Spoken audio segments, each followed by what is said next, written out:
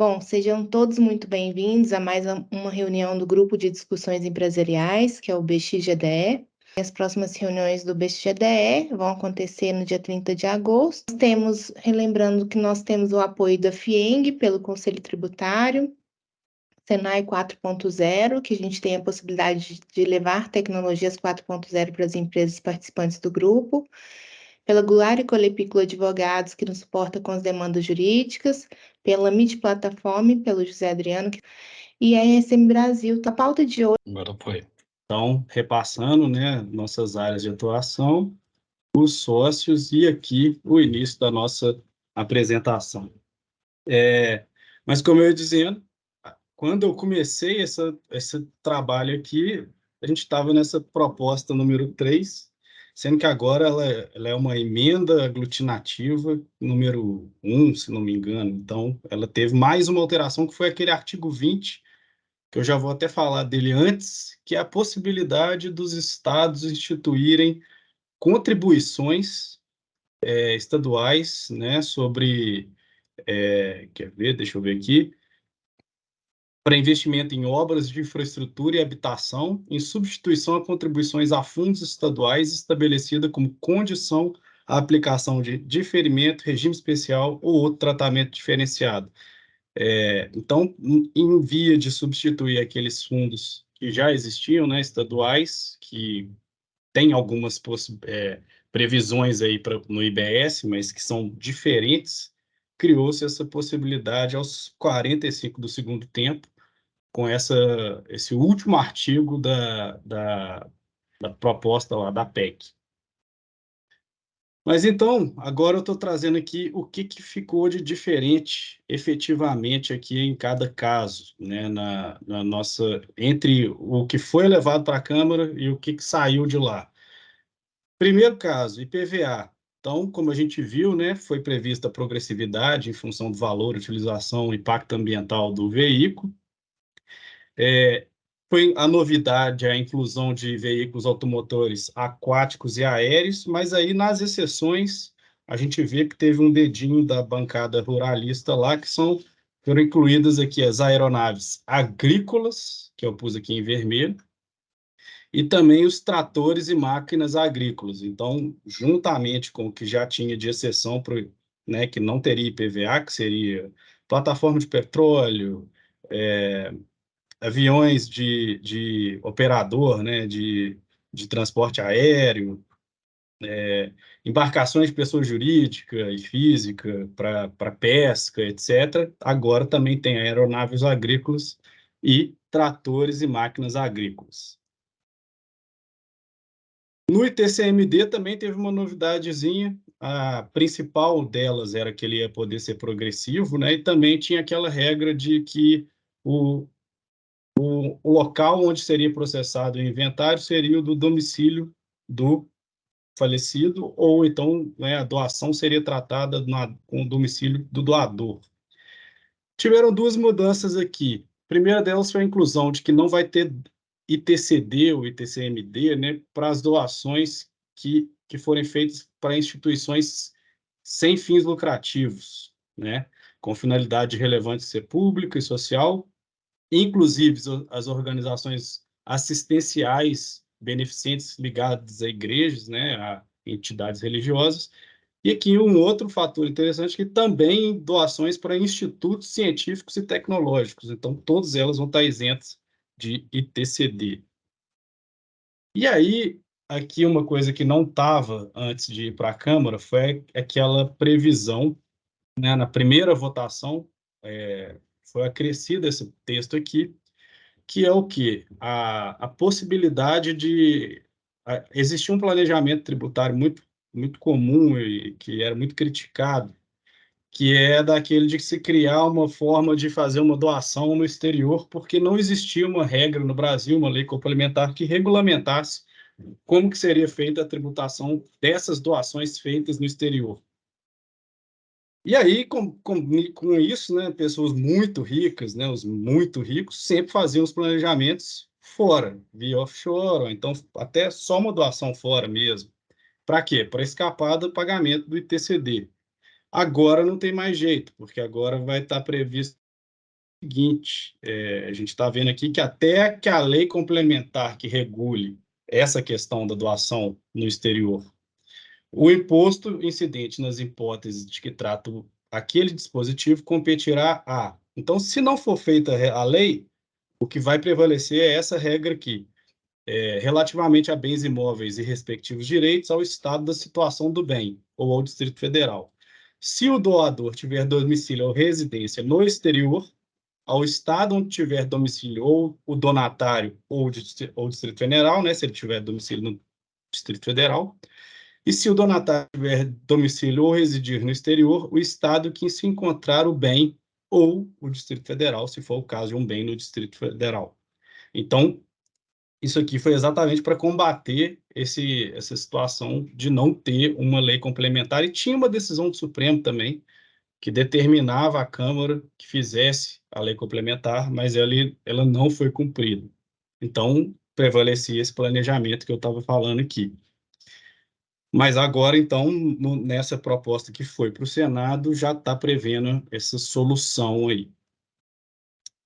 A contribuição de iluminação pública teve um aumento, né, da base de cálculo dela, porque ela era prevista na Constituição originalmente para manutenção do sistema de iluminação pública. E muitos dos municípios arrecadam muito mais do que só a simples manutenção com essa contribuição. Então, eles tinham receio de que, se eles fizessem gastos para ampliar ou expandir, melhoria do sistema, etc., que é o que está acontecendo aqui em Belo Horizonte, por exemplo, que está trocando por LED, etc., disso ser questionado, porque não estava previsto na Constituição essa possibilidade, e agora vai estar lá, que também é expressamente prevista a contribuição para a expansão e melhoria do serviço. Próximo. Epa, esse aqui ficou um pouco embolado. Aqui tá para vocês também? Para nós também ficou IBS aí em cima do. Ficou um pouco embolado o slide. Mas tudo bem. Aqui basicamente, eu estou só repetindo o que foi tratado para a gente, né, voltar ao assunto, que é a principal alteração da reforma tributária, que é fixar, né, um IVA dual, que vai ser basicamente o IBS e a CBS, né? O IBS vai ser dos estados e municípios, que vai ser administrado pelo Conselho Federativo, né? A ideia é de que a tributação seja onde o bem for consumido, né? Que é a tributação no destino. A lei complementar vai ser essencial, porque a gente vai ter que saber uma série de coisas que vão ter que ser definidas pela lei complementar, que eu acho que vai ser o mais difícil sair desse Congresso, depois da reforma.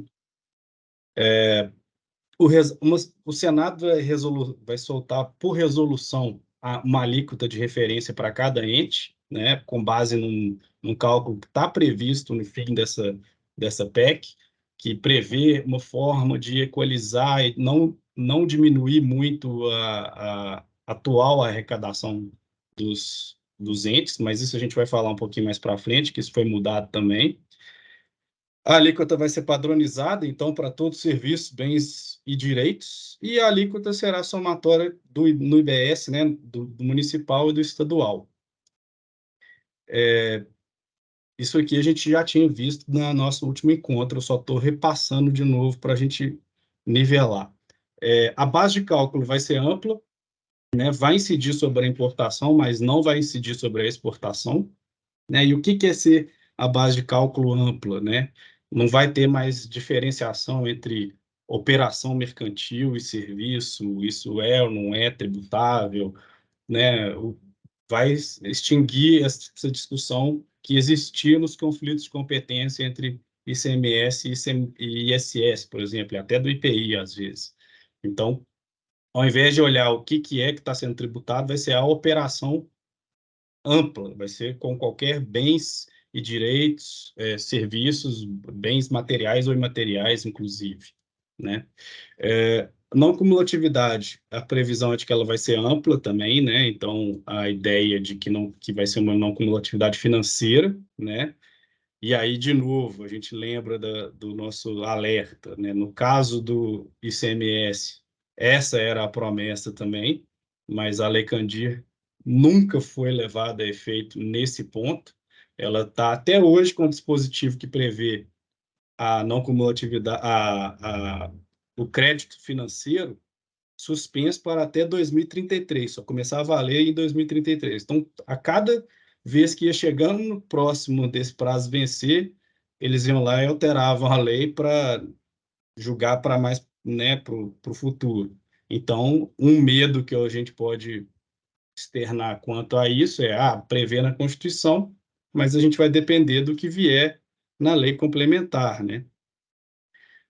O cálculo vai ser por fora, e aí o Zé Adriano já viu até umas críticas sobre o tema, né, que apesar de facilitar, pode ser que aumente, pode piorar algumas coisas, né, não é necessariamente benéfico o cálculo ser por fora, mas a princípio, para fins de transparência, né, que é uma das bandeiras levantadas aí na reforma, é benéfico, né? Porque você vai saber exatamente quanto que é que está sendo de tributo pago naquela fatura, né? Apesar de dar uma mexida tanto na margem de lucro, no cálculo efetivo de como é que vai ser apurado o custo efetivo daquela mão, dos insumos e etc, né? Vai ser mais próximo da realidade, né? Porque É, hoje a informação que a gente vê num cupom fiscal, numa nota fiscal, né, de que a carga tributária é X, ela não, ela é muito longe da verdade, né? Então ela vai é, chegar mais próximo, é considerando praticamente a um não chute aquele, cumulatividade. aquele número atual, porque vai variar enormemente para cada tributo, para cada produto. É assim, não é um chute porque existe lá um algoritmo lá alinhado lá, porque, né, hoje até o IBPT que faz o cálculo lá, mas assim, é o melhor possível no cenário atual. Então, acaba que não tem tanto valor e as pessoas também acabam não dando muita atenção, né, no dia É a dia. verdade. E nesse modelo aqui vai ficar mais próximo de você saber o que que é o tributo, né, de uma maneira mais transparente.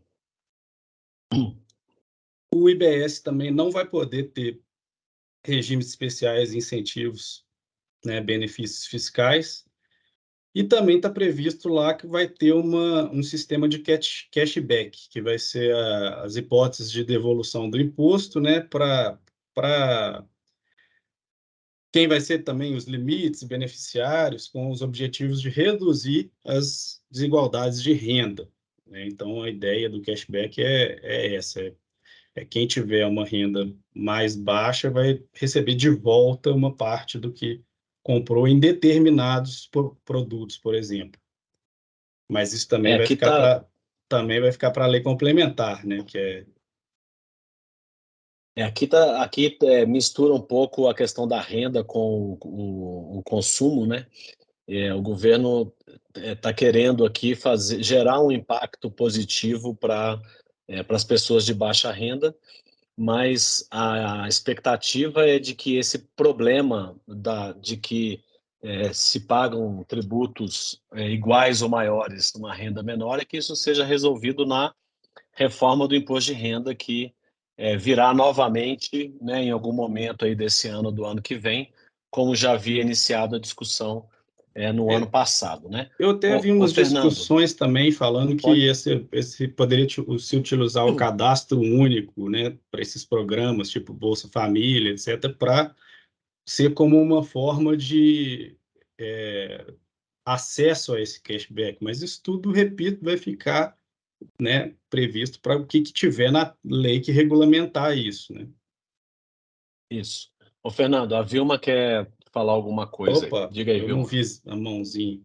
Boa Foi tarde, agora.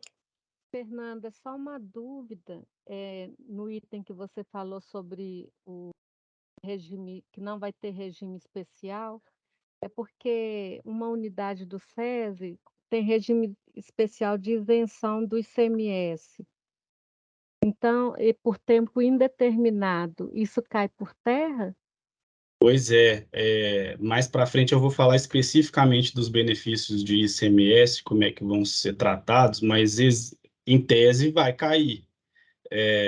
O que vai acontecer é que eles fizeram uma negociação em que criou-se um fundo que vai ressarcir as empresas que têm benefícios de ICMS. E aí, com base nos critérios que ainda vão ser colocados na lei complementar, as empresas vão ter que ir lá requerer o seu ressarcimento e vão ser ressarcidas com base no, por exemplo, quanto tempo eu ainda teria de benefício, etc. Qual que é a expectativa de que aquele, né, do benefício financeiro daquele benefício ali, fiscal, e com base nisso ser ressarcido, conforme umas regrinhas que a gente vai chegar nelas. Mas, a princípio, vão sim, vão ser impactados os benefícios fiscais. Pelo menos eles vão ter um horizonte de fim, esse que é o ponto, né? Eles não vão acabar de uma vez, a gente vai ver aqui também, mas eles vão sendo reduzidos paulatinamente até chegar no momento em que vão acabar e vai haver esse ressarcimento para o futuro, né? Para casos em que o benefício ainda tivesse uma expectativa futura. Entendi. Ok. Obrigada. De nada. Aí, aqui agora, alguns casos em que a alíquota vai ser diferenciada, né, do IBS, que vão ser os que estão em azul, os que já estavam, e os vermelhos foram as novidades pós-votação, dos destaques. Então, o serviço de saúde, e também o percentual era de 50%, agora passou para 60% de redução. Então, serviço de saúde, educação, transporte público coletivo. Aí foi acrescentado esse dispositivo médico de acessibilidade para pessoas com deficiência, os produtos agropecuários, alimentos destinados ao consumo humano e produtos de higiene. Outro que é novo, produções artísticas, culturais, jornalísticas e audiovisuais nacionais e atividades desportivas, bens e serviços relacionados à segurança e soberania nacional, segurança da informação e segurança cibernética, medicamentos e produtos de cuidado básico à saúde menstrual. E aí, com a redução de 100%, vai ser a cesta básica nacional, que vai ser definida também em lei complementar, porque atualmente cada estado tem a sua, né? Então, vai ter uma regulamentação para fixar qual vai ser essa cesta básica. Os dispositivos médicos e de acessibilidade para pessoas com deficiência podem ser contemplados com essa redução de 100%, né? Então, assim, é possível que se diminua para 100% essa ali, zere, né, para redução de 100%, ou então ela, no mínimo, vai ter uma redução de 60%, que ela está nas duas. E produtos hortícolas, frutas e ovos, tem algumas reduções também específicas só para o CBS, que a gente tratou no nosso último encontro. Então, falando nele, vamos lá. O CBS, né, ela vai substituir a PIS e a COFINS, né, que vai ser a contribuição para a União, e só ela que vai administrar a CBS. A base de cálculo também é ampla, também incide sobre importação, também não incide sobre exportação. Vai ser uma legislação única com o IBS, em termos de regras, né, de incidência e etc. A alíquota também vai ser única no país inteiro, também vai ser não cumulativo e também não vai ser objeto de incentivos fiscais. E aí vem a questão da lei complementar aqui com relação à CBS, que ela vai dispor sobre a regra de distribuição do produto, regime de compensação, forma e prazo de ressarcimento dos créditos acumulados, regimes específicos de tributação, como, por exemplo, combustíveis, né, que pode ser monofásico, igual atualmente serviços financeiros, planos de assistência à saúde, operações com bens imóveis, concursos prognósticos, operações contratadas com a administração pública. Então, todos esses poderão ter uma tributação diferenciada. Além de também ter uma hipótese de regime especial aduaneiro. E o cálculo também vai ser por fora, né? Então, mais uma vez, facilitando a gente saber quanto que está de ICBS também em cada produto. Então, outro ponto agora que foi muito divergente lá na discussão no Congresso, né, no caso na Câmara, foi esse Conselho Federativo do IBS. Porque, de um lado, estavam os prefeitos de cidade, né, da maioria das cidades grandes, temerosos com a perda do ISS, da administração do ISS. Tem também os governadores, que estão também temerosos com a questão do Fundo Nacional de Combate à Desigualdade ali, né, que, em tese, poderia vir a favorecer só os estados do Norte e Nordeste, porque o que o Conselho vai fazer? Ele vai ser o responsável pela edição das normas infralegais de observância obrigatória para todos os entes, né? Vai uniformizar a interpretação da legislação, vai fazer, e as decisões do Conselho vão ser obrigatórias para todos os entes também, vai arrecadar o IBS e fazer as compensações e distribuir o restante para os estados e municípios. E aí vem a questão de também dirimir as questões suscitadas nos processos administrativos, e ele vai ser financiado como parte do produto da arrecadação de cada ente. E aí a gente já consegue vislumbrar que ele vai ser um CONFAS turbinado, né? Que ele vai ser um ente que vai ter um poder muito grande, uma arrecadação enorme, que só fica atrás da arrecadação da União. E aí, com base nisso, todo mundo ficou temeroso e já foi mudada a composição que estava prevista originalmente lá na emenda constitucional. Antes falava que teria uma composição paritária entre estados e Distrito Federal e municípios e Distrito Federal.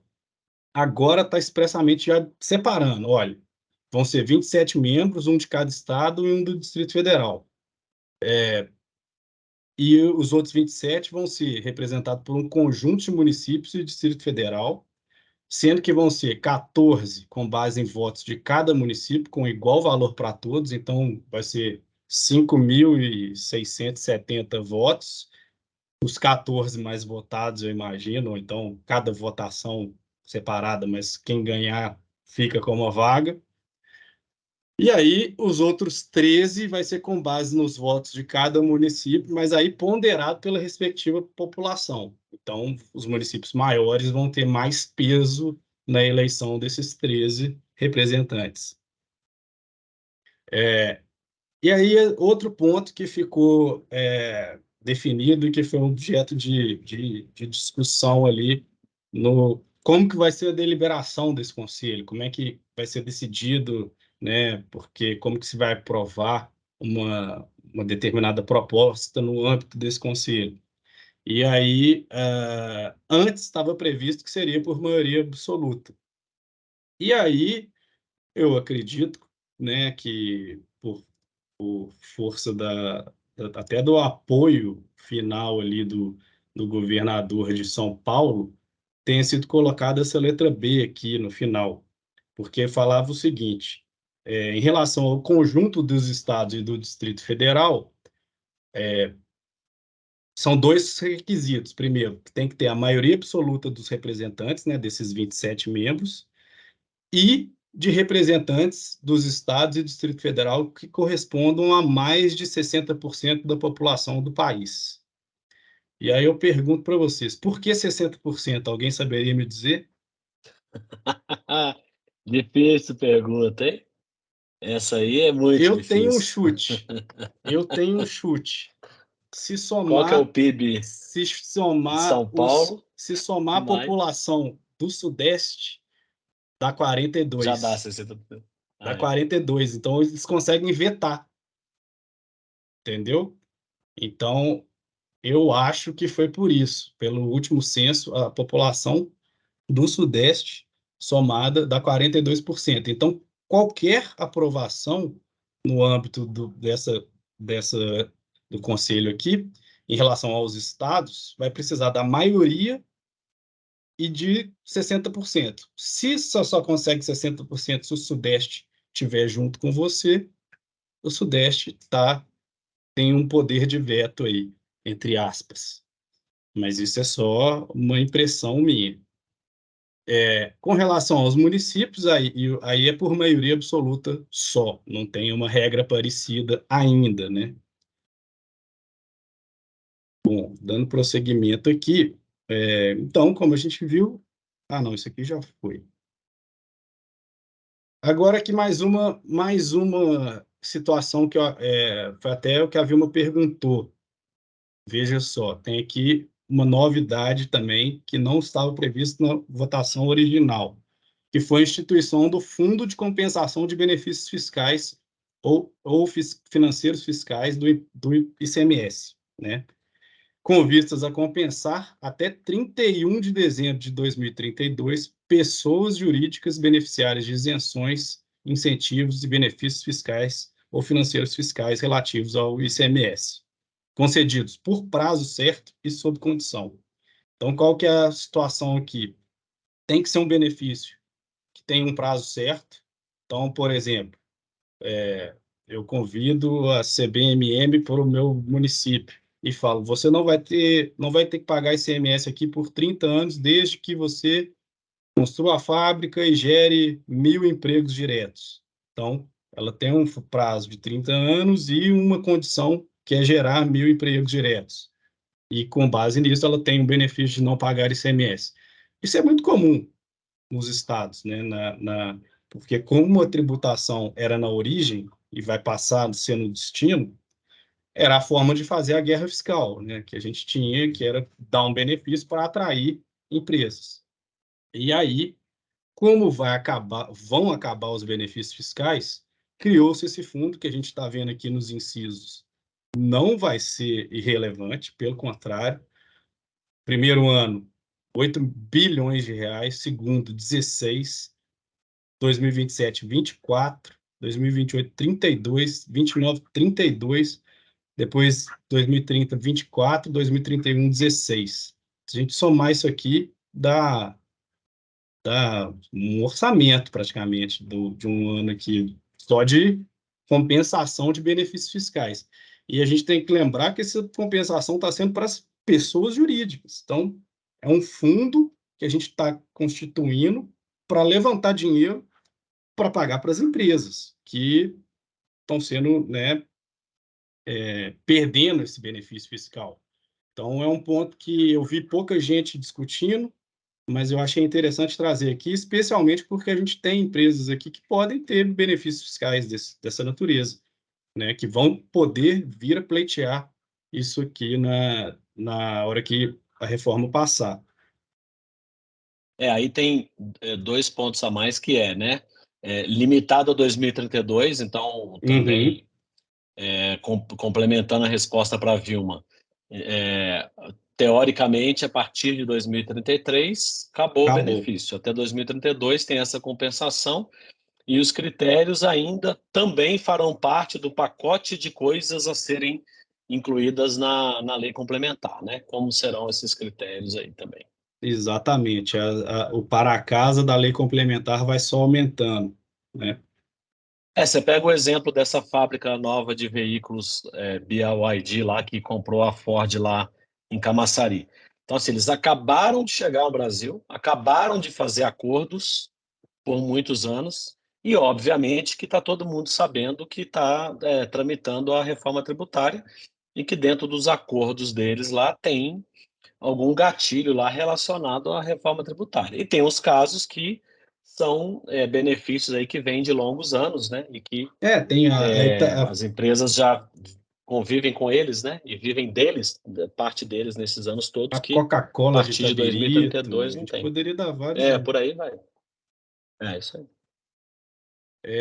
Outra situação que eu achei interessante, que está sendo pouco comentada, é que tem uma previsão 76A e no 76B, que também é bem sui generis, porque é o seguinte, a 76A é dos estados, mas a 76B é exatamente a mesma coisa para os municípios, que foi a desvinculação né, de órgão, fundo ou despesa de 30% das receitas do Estado e do Distrito Federal relativas a impostos, taxas e multas já instituídos ou que vierem a ser criados até a referida data, 31 de dezembro de 2032. Então, o que está querendo dizer isso aqui?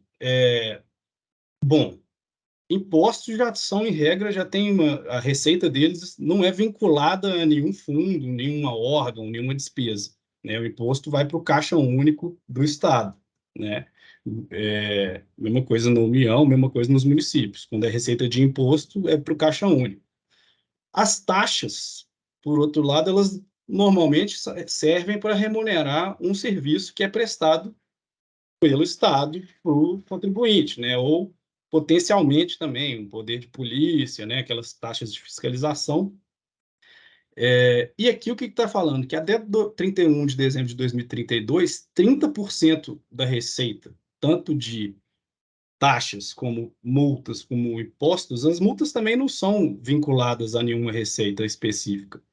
Todas vão ser desvinculadas. O que eu consigo imaginar aqui é que apenas as taxas, que normalmente são 100% vinculadas, né, elas têm que pagar aquela despesa, elas vão ter 30% do valor delas podendo ser usado para qualquer coisa.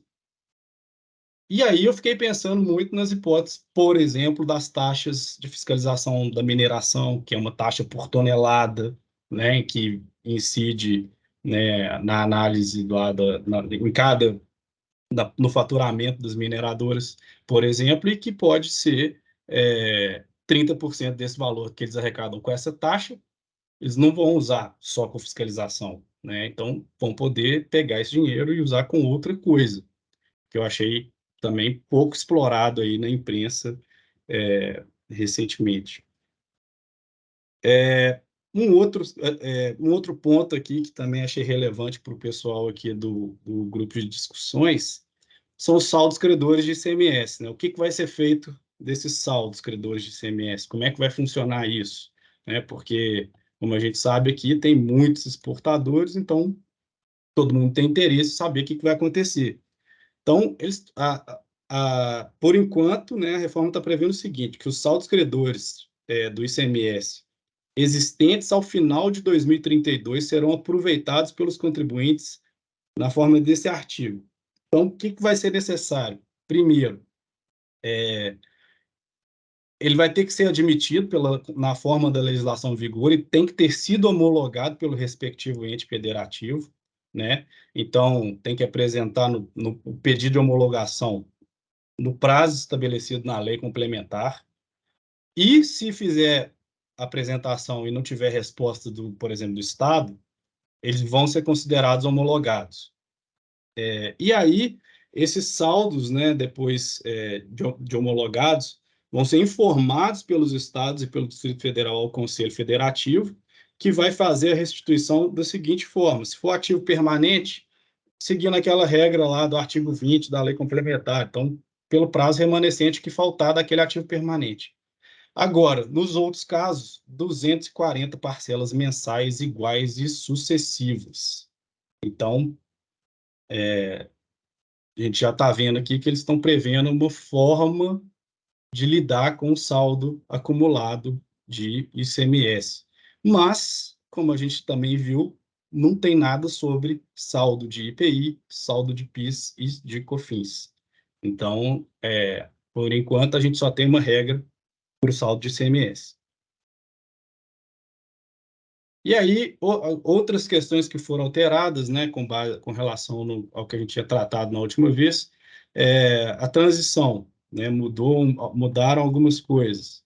Em 2026, então, começa já a cobrar 0,1% de IBS e 0,9% de CBS. Antes estava previsto que ia ser só a CBS 1%. Eu acho que eles quiseram colocar esse 0,1 do IBS aí, até para testar já, para ver como é que seria e tudo mais. Para começar, até para as empresas também se adequarem, né? Pois eu imagino que é uma na situação arrecadação mais e na de escrituração. transição mesmo. A partir de 27, né, a CBS vai extinguir o PIS e COFINS, né? Mas até 28 vai continuar sendo cobrado o IBS nessa mesma forma do artigo 124 aqui, que é o quê? 0,1. Então, ele vai sendo cobrado de 2026 até 2028, essa alíquota do IBS de 0,1, com redução equivalente na alíquota do CBS. Não me pergunte por quê. Vai ser uma coisa meio cruzada aí. A partir de 27 vão ser reduzidas a zero as alíquotas do IPI, né? Exceto em relação a produtos que tenham industrialização também na Zona Franca de Manaus, né? Nos termos da lei complementar, porque aqui a ideia é não fazer com que a Zona Franca perca competitividade. De 2029 a 2032, então, vai ser começado a cobrar o IBS progressivamente, e também os benefícios fiscais que já existirem na forma da Lei Complementar 160, eles vão sendo reduzidos na mesma proporção em que foi sendo extinguido o ICMS e o ISS. Então, a proporção é de 9 décimos, né, 90% vai ser, né, o ICMS vai ser cobrado em 90% em 2029, 80% em 2030, 70% em 2031 e 60% em 2032. Antes estava previsto que ia ser uma redução de 20% a cada inciso aí, então até chegar no zero.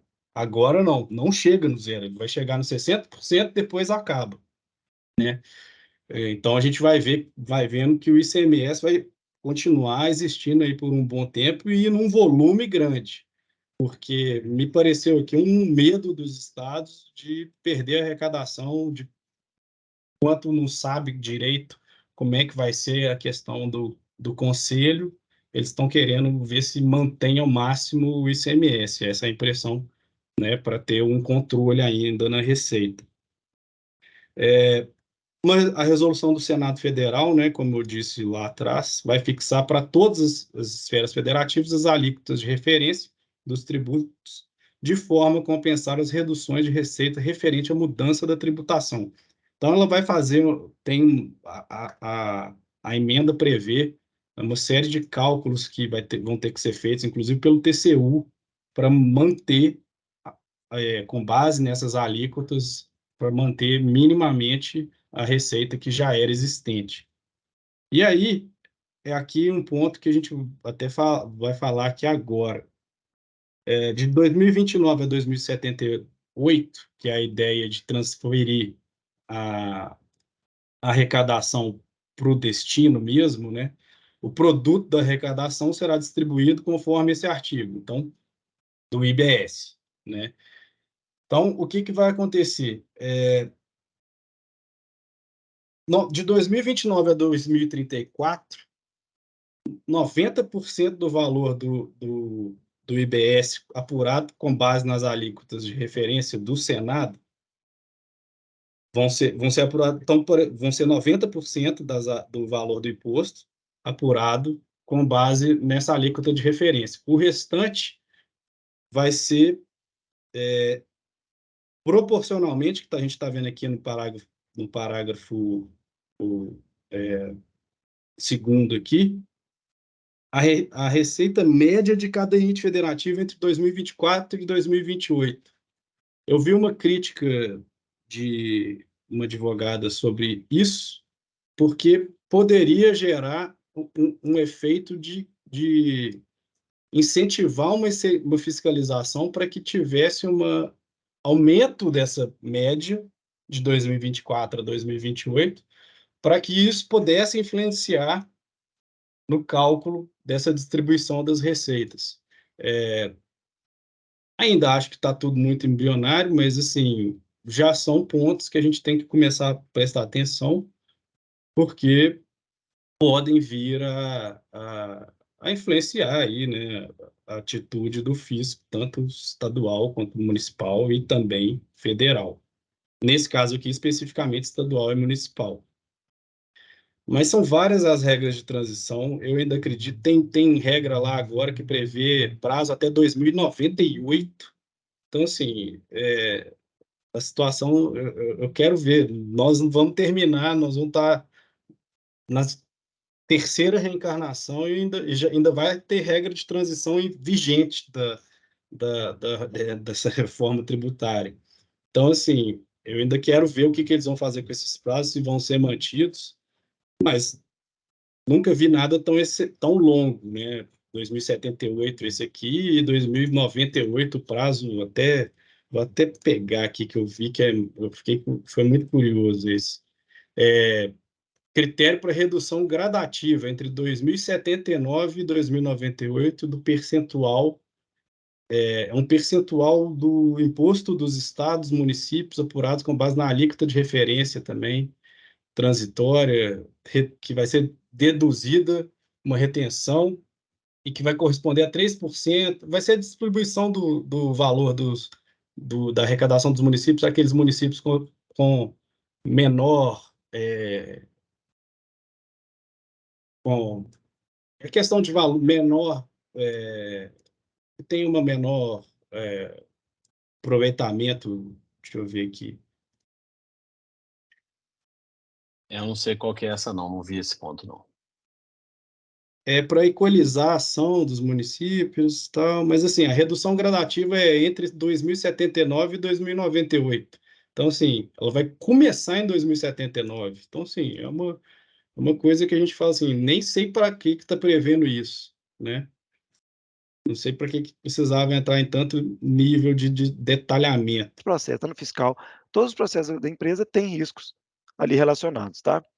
E aí a companhia pode aceitar ou rejeitar esses riscos que estão ali atrelados aos processos, tá? A rejeição é aquilo que a gente comentou, está fora da estratégia da empresa, o retorno não compensa o risco, então, assim, eu não quero ter esse processo mais dentro da minha empresa. E se você aceita o risco, você ainda pode reter, reduzir, transferir e explorar. O que é isso, né? O reter, tá, eu tenho risco, eu sei quais são qual é a probabilidade, o impacto que ele traz para mim, mas eu preciso correr o risco pelo, pelas atividades do meu processo, né? Sei lá, estou numa mineração, eu tenho uma série de riscos na minha mineração, mas eu não vou deixar de minerar porque eu não quero correr o risco. Ou seja, tá, eu tenho risco, eu vou segurar esse risco para mim, mas eu vou analisá-lo e vou saber qual é o grau de tolerância que eu tenho para esse risco. E a partir desse grau de tolerância é que você coloca controles mais sofisticados, mais caros às vezes, ou, né, mais robustos, pela questão da probabilidade de impacto que você vai ter dentro desse risco lá. O reduzir aí olha, eu tenho o risco, mas eu consigo reduzir a probabilidade dele ocorrer com controles efetivos. Exatamente da exposição do nível de risco, né? A gente falou do risco inerente, né, que é aquilo que já acontece só de existir o processo, mas a gente tem mecanismos, né, que são os controles, que são a avaliação dos riscos e etc, para você trazer um novo nome para os riscos, tá? Então a gente tem o risco inerente. Quando a gente fala de gestão de riscos, a gente traz exatamente a questão de entender quais são os riscos, ou seja, em cima dos riscos inerentes, eu já estudei, já entendi quais são eles, dentro de todos os processos da minha companhia, da minha empresa, e só que agora eu tenho que gerir, eu quero fazer uma gestão desses riscos.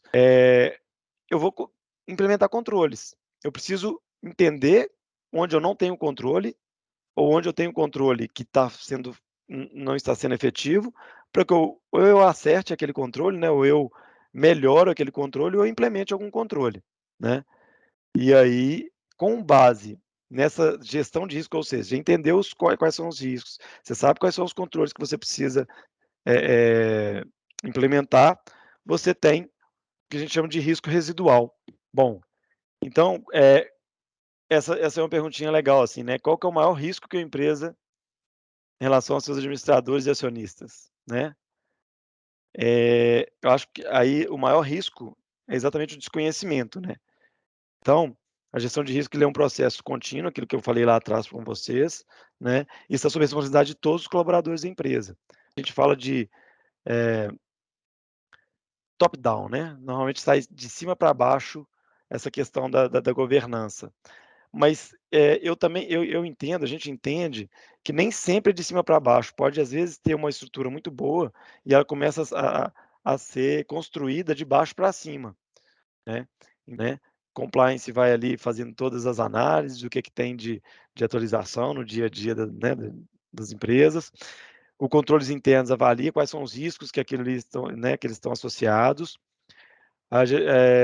A parte de controles internos pega esse risco, né, esses riscos que foram levantados pela instituição e ataca para poder saber, olha, quais são os controles que eu preciso implementar junto às áreas, né, para poder mitigar esses riscos. A auditoria interna vem para poder fazer os testes para ver se efetivamente, né, os controles que foram implementados estão realmente mitigando os riscos, né? E aí o ciclo volta de novo. Então, é aquilo que a gente estava comentando, né? A parte de governança, né, de riscos, controles e etc., ele é um ciclo que não pode parar. Então, a gente teve aqui em julho a solução de um problema aí do SERPRO de numeração. Já tinha sido um problema solucionado em maio e voltou a acontecer. E nós temos aqui em amarelo as etapas previstas para frente, além da obrigatoriedade para o MEI, que eu deixei em verde aqui para destacar, que é uma obrigatoriedade legal, que já foi postergada de janeiro para setembro e que, obviamente, pode ser novamente postergada, mas está na legislação, que é a obrigatoriedade do MEI, que precisa emitir nota de serviço, que ele emita no ambiente nacional. Então, isso aí está previsto para setembro. Em amarelo, nós temos as 3 próximas etapas do projeto. Então, está previsto para ainda o mês de julho, então até o final de julho, serem atualizados e disponibilizados os emissores da nota fiscal eletrônica. Então, para que o MEI possa emitir a nota, não só pelo emissor, mas através de API com algum sistema, que é pouco provável, porque MEI, em geral, não tem sistema, né, em geral, né, mas temos casos esdrúxulos por aí compondo o planejamento tributário, mas em geral não teria APIs. E também a possibilidade das empresas emitirem notas fiscais no ambiente nacional, desde que seja em município conveniado. Então, isso aí também deve estar disponível até o final do mês de julho. E para outubro, né, até o final de outubro, está prevista, então o que está em amarelo é uma estimativa que eu colhi hoje do responsável da Receita Federal pelo projeto. Para o final de outubro está prevista a parte de apuração, que é o módulo de apuração, que é aquele modelo que a gente sempre sonhou para tudo, que para a nota de serviço nacional vai existir já, se não for outubro, novembro ou dezembro, que é, a partir da emissão da nota fiscal, ele vai fazer a apuração. Então, não vai precisar fazer uma DES, uma GIS, alguma coisa parecida, ele vai fazer a apuração, e essa apuração vai ser também naquele modelo parecido com o do Simples Nacional, e eventualmente parecido com o que virá com a reforma tributária, que todo mundo que emitir naquele ambiente nacional, ele vai centralizar ali o recolhimento do imposto e depois ele vai distribuir aos municípios conforme o pedaço de cada um. Não tivemos mudança na informação de quais municípios estão usando, né, ou conveniados, então a informação ela é ainda do começo de junho. Então, nós tínhamos, no dia 6 de junho, 503 municípios que se conveniaram, sendo 66 de Minas, 62 municípios ativos, então utilizando a plataforma, sendo 8 de Minas, incluindo Belo Horizonte, que é o maior utilizador hoje do ambiente nacional e o que mais, já que ele transmite todas as notas lá para o ambiente. Esse número de 503 aderentes, né, conveniados no Brasil, ele representa mais da metade da arrecadação e mais da metade do volume de notas de serviço emitidas. No de nota fiscal eletrônica, nós temos algumas notas técnicas previstas para entrar em produção. Então, em julho tem uma, em agosto tem uma, em setembro tem outras duas. E aí sempre o alerta para que vocês estejam atentos às notas publicadas, novas, bem como aquelas que estão entrando em produção, sempre na dinâmica de que é divulgado com antecedência e que existe todo o processo de homologação antes de ir para a produção.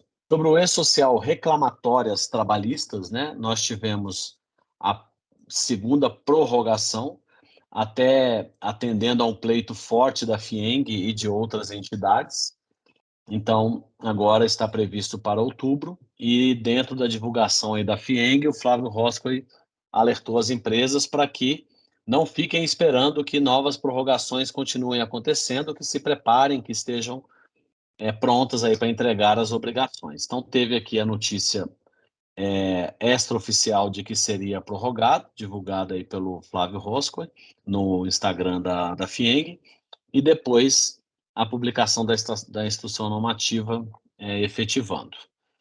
Tivemos também ontem ou hoje a publicação de uma nota de evolução do E-Social, tratando da versão 1.2 do layout. Então, para quem está envolvido, olhar; para quem não está, direcionar aí para a área de departamento pessoal, segurança e saúde, reclamatória trabalhista, né, ou gestão dos arquivos aí, que tem toda essa documentação do layout novo. Então, layout, o que mudou, os esquemas estão disponíveis. Um alerta aqui da mudança do regulamento do ICMS de Minas Gerais, então, que as empresas têm aí até 3 meses para se adaptarem, e é um processo de evolução. As empresas está aberta uma consulta pública onde as empresas podem manifestar dúvidas ou sugestões nesse processo, vai até setembro, e depois vem a outra fase do processo. Tivemos a publicação de um PVA da FD Contribuições, então, normal, acontece quase todo mês, sempre alertando para que vocês sempre utilizem a última versão, porque, independente de estar ali no contexto do que está sendo alterado, normalmente vem melhorias de performance, e isso acaba ajudando aí no dia a dia. Tivemos também a publicação de uma nota técnica tratando de alguns ajustes no layout da FD Reinf. Então, lembrando que os registros 4.000, né, estão postergados para setembro, e com entrega em outubro, e continuam as validações e as homologações pelas empresas, e, em decorrência disso, é normal que surjam pequenos ajustes, nada muito grande é esperado, e a gente tem uma expectativa de que possa haver mais uma pequena prorrogação para janeiro, mas isso é uma opinião pessoal. Tem gente que acredita que não, tem gente que acredita que sim. Então, a gente recomenda que as empresas estejam preparadas para a transmissão na data que está prevista, e que, se houver uma nova postergação, que use isso a favor, né, para refinar a homologação, e não fique esperando, como tem alguns já perguntando aqui, se a ECF vai ser prorrogada, né? Então, sempre tem essas perguntas de última hora aí. Também foram publicados esquemas XSD, que é da parte técnica e da FD Reinf. A Receita Federal abriu uma consulta pública sobre a instrução normativa, que vai ser publicada com as novas regras de transfer price. Então, novamente trazendo um alinhamento com a OCDE, então caminhando para que esteja cada vez mais alinhado. Então, está aberta a consulta pública aí, e ela está aberta desde o começo do mês e vai ficar até o dia 25 de julho. Então, as empresas que tiverem transfer price, né, recomendamos que analisem, porque se só deixar para olhar depois, pode passar alguma coisa específica, pode ter alguma surpresa aí desagradável. São Paulo fez a publicação de uma diretriz de planejamento de fiscalização. Então, é um benchmark bem legal, porque a Receita Federal já faz isso há muitos anos. A gente sempre traz aqui nas reuniões aqui do BXGDE esse relato aí da Receita Federal dizendo como foi o ano passado e qual é a estratégia para esse ano, que setores, que áreas, o que eles estão mais preocupados, o que eles vão ter uma estratégia de fiscalização maior. Então, eu recomendo a leitura de vocês, alguns só passar de olhos e outros aí se aprofundando mais naquilo que fizer sentido, porque eles trazem ali quais são os pontos que eles estão mais preocupados. Então, por exemplo, remessa e retorno, que é um ponto que São Paulo sempre autuou as empresas, né, diferente da maioria dos outros estados. Então, vale a pena dar uma olhada nesse relatório. Tem um link aqui para um PDF que tem lá o relatório inteiro do planejamento de fiscalização para 2023, 2024. Então, não só quem é de São Paulo, né? A minha sugestão é que mesmo quem não tem filial em São Paulo, quem tem é obrigatório, quem não tem, vale a pena pelo aprendizado aí de conformidade. A Câmara aprovou também, né, o voto de desempate lá a favor do governo no CARF, então aquela medida provisória caducou, colocou-se um projeto de lei, ficou naquela vai, não vai aprovar, não vai aprovar, aprovou, está aprovado, agora vai para o Senado, né, para seguir aí os trâmites, então o desempate vai ser pró-governo, mas também, apesar de parecer, né, ou de ser uma coisa ruim para as empresas, está alinhado com as políticas da OCDE e os demais países que se adequam à OCDE têm essa mesma linha. E também, junto com essa questão do voto de desempate, também tem umas mudanças com relação a multas que vale a pena também depois dar uma avaliada. A gente teve também a publicação de um PVA do SPED fiscal, então ele se aplica à parte de combustíveis, mas também, né, sempre recomendamos por causa de melhorias de performance.